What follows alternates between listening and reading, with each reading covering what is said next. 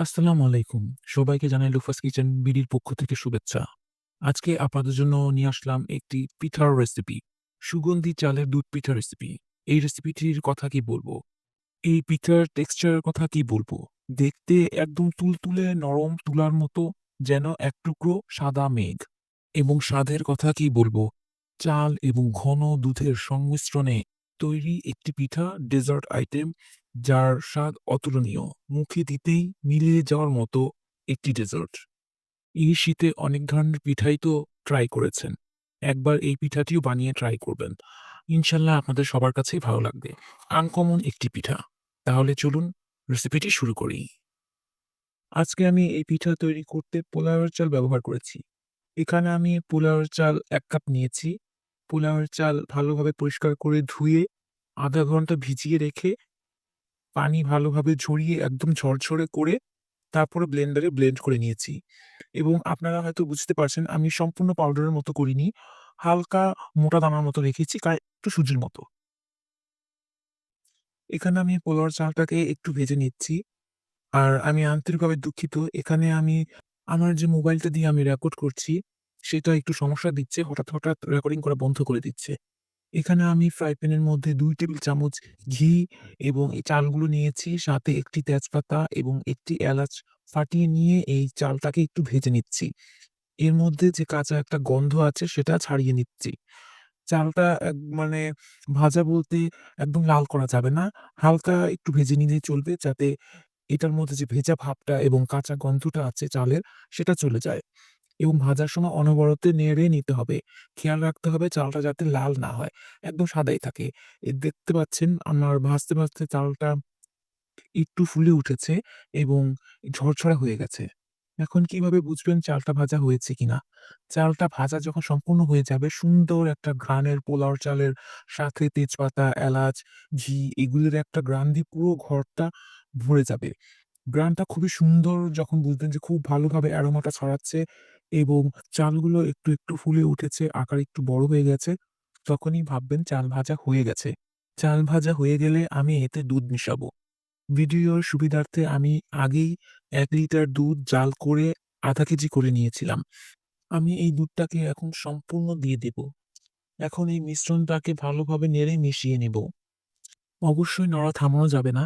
এখানে আমি ভিডিওর সুবিধার্থে স্পিডটা বাড়িয়ে দিয়েছি।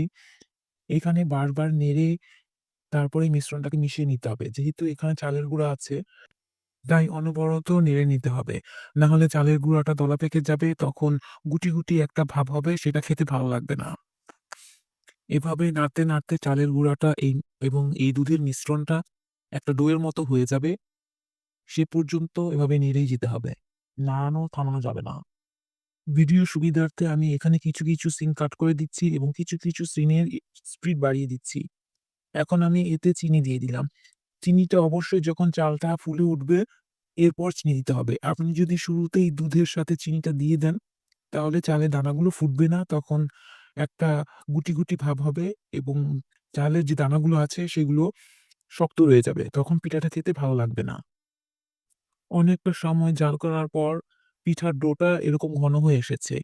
কিন্তু এরকম হলে হবে না, আমাদের আরেকটু ঘন করতে হবে। তাহলে সেট করলে সুন্দর করে পিঠাটা স্লাইস করে কাটা যাবে। তাহলে ফিরছি আর কিছুক্ষণ পর। পিঠার ডোটা এখন পারফেক্টলি হয়ে গেছে। আপনারা খেয়াল করলে বুঝতে পারবেন। একদম আঠার মতো হয়ে গেছে। সুন্দরভাবে প্যান থেকে ছেড়ে আসছে।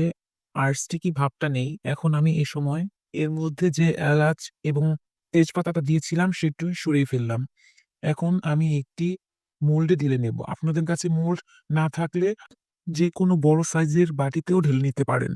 এখানে আমি একটি ৬ ইঞ্চি মোল্ডে তেল ব্রাশ করে রেখেছি। নিচে একটি কাগজ বিছিয়ে নিয়েছি যাতে এটি সহজে ডিমোল্ড করতে পারি। এই যে আমি মোল্ডে ঢেলে নিয়েছি, এখন এটাকে সুন্দর করে স্প্যাচুলা দিয়ে চেপে সেট করে নেব। অবশ্যই চেপে সেট করতে হবে।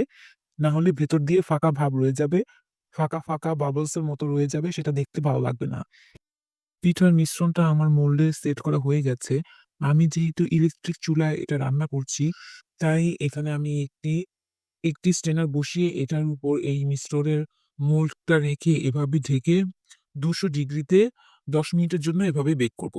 আর আপনারা যারা চুলাতে বেক করবেন সেক্ষেত্রে একদম একদম লো ফ্লেমে রেখে এটাকে ১০ মিনিট বেক করে নেবেন। ফিরে আসলাম ১০ মিনিট পর। এখন চেক করব ১০ মিনিট পর এটা সেট হয়েছে কিনা, বেক করা ভালো মতো হয়েছে কিনা। মাশাআল্লাহ গরম ধোঁয়া বেরোচ্ছে। তার মানে এটা বেক করা হয়ে গেছে। এখন এই পিঠাটাকে আমি এভাবেই ঢেকে একদম সম্পূর্ণ ঠান্ডা হওয়া পর্যন্ত রেখে দেব। অবশ্যই গরম এটাকে ডিমোল্ড করা যাবে না। কারণ গরম অবস্থায় একটু নরম থাকে। যদি এখন আপনি ডিমোল্ড করতে যান, তাহলে পিঠাটা ভেঙে যাবে। তাহলে ফিরছি সম্পূর্ণ ঠান্ডা হওয়ার পর। এখন পিঠাটা সম্পূর্ণভাবে ঠান্ডা হয়ে গেছে। আপনারা হয়তো খেয়াল করছেন, সাইড দিয়ে একদম ছেড়ে আসছে পিঠাটা মোল্ড থেকে। তবুও আমি একটি ছুরি দিয়ে এটাকে আবারও সাইড দিয়ে ছাড়িয়ে নিচ্ছি। এখন এভাবে ছাড়িয়ে আমি পিঠাটাকে প্লেটে উল্টে নেব। পিঠাটা সম্পূর্ণ ছাড়ানো হয়ে গেছে। এখন আমি প্লেটে উল্টে নিচ্ছি। দেখুন কত সুন্দরভাবে পিঠাটা ছেড়ে আসছে। এখন আমি নিচের যে কাগজটা আছে সেটা সরিয়ে নিচ্ছি। মাশাআল্লাহ পিঠাটা খুব সুন্দরভাবে সেট হয়েছে এবং দেখতেও খুব সুন্দর লাগছে।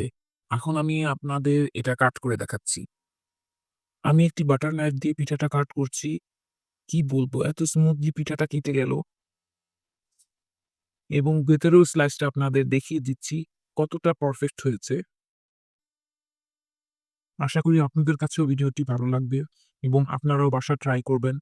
বাসায় সবাই এই নতুন রেসিপিটা পছন্দ করবে আমি গ্যারান্টি দিয়ে বলতে পারি।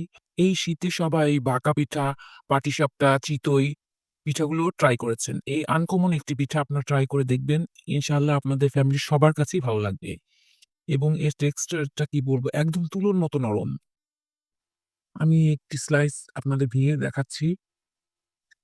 দেখুন ভেতরের টেক্সচারটা একদম সাদা ধবধবে খুব মানে মেঘের মতো যে বলেছি আমি ঠিক সেরকমই দেখাচ্ছে। আর উপর দিয়ে যে লালচা ভাবটা দেখা যাচ্ছে এটা হচ্ছে আমি বেক করার কারণে উপরেই লাল দাগটা পড়েছে এবং খুবই সফট হয়েছে। আজকের ভিডিওতে এই পর্যন্ত। ইনশাআল্লাহ দেখা হবে নেক্সট ভিডিওতে। সে পর্যন্তই আপনারা ভালো থাকবেন, সুস্থ থাকবেন এবং নিরাপদে থাকবেন। আল্লাহ হাফেজ।